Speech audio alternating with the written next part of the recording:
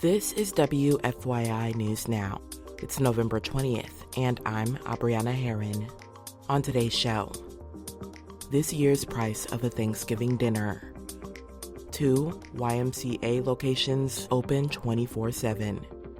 And hundreds pack a township meeting about a proposed data center. I hope that what we did here tonight matters, but unfortunately we may never know if this gets passed. Those stories coming up, but first. A second Republican lawmaker in Indiana has become the victim of a swatting incident. In a statement, State Senator Dan Darnell said law enforcement was called to his house following a false report. Using false reports to draw police to someone's house, known as swatting, is a tactic used to threaten or intimidate people. Darnell said, quote, "Threats to public officials cannot and should not be the norm. I hope to see justice for this illegal behavior," end quote. Darnell is one of several state senators who have not officially declared a position on redistricting. One of the others, Republican Senator Greg Good, was the victim of a similar swatting attempt over the weekend, just hours after being criticized online by President Donald Trump. The price of a Thanksgiving dinner in Indiana won't be significantly different than last year, according to a new report. Jeremy Rubin has more. A report from the Indiana Farm Bureau compared the cost of an average Thanksgiving meal purchased in Indiana to identical meals in other states.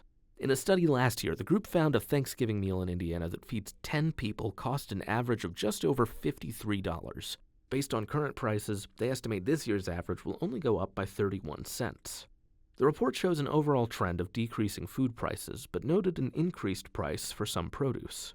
Hoosiers also benefit from local food production, keeping items like turkeys at a lower price than the national average. I'm Jeremy Rubin. 2 YMCA locations in central Indiana are offering 24/7 access. The Fishers YMCA and the Witham Family YMCA in Lebanon will now let members enter the building at any time of day. The YMCA says the new option is meant to give people more flexibility. Members who want 24/7 access at these locations must pay an extra $5 per month per person. The organization says it may expand the all-hours option to other locations in the future. And for our final story today. Hundreds of residents packed into an open house meeting Tuesday night in Decatur Township on Marion County's southwest corner. Farrah Anderson reports the crowd was ready to hear from developers about a proposed data center. It will benefit the community. That's not true. That's not true. As developers outlined plans for a new data center, they were met with frustration from residents. Many worried the 2 massive buildings filled with computers and servers would worsen long-standing issues, from deteriorating roads to already strained water and power infrastructure. Resident Ethan Hunt said he's not sure the turnout will make a difference. I hope that what we did here tonight matters, but unfortunately we may never know if this gets passed. The attorney for the developer, Sabi, says the rezoning petition has now been filed with the County Metropolitan Development Commission. Developers will present next at the Decatur Township Civic League Land Use Committee meeting on December 18th. I'm Farrah Anderson. That's all for today's episode of WFYI News Now.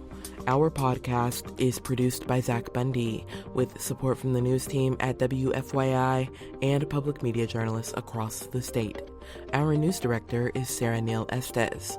Kendall Antron produced our music, and I'm your host, Abriana Herron. If you like today's episode, remember to subscribe and share, and follow WFYI on Instagram, TikTok, Facebook, and YouTube to check in on our newsroom throughout the day. Thanks for listening. We'll be back tomorrow.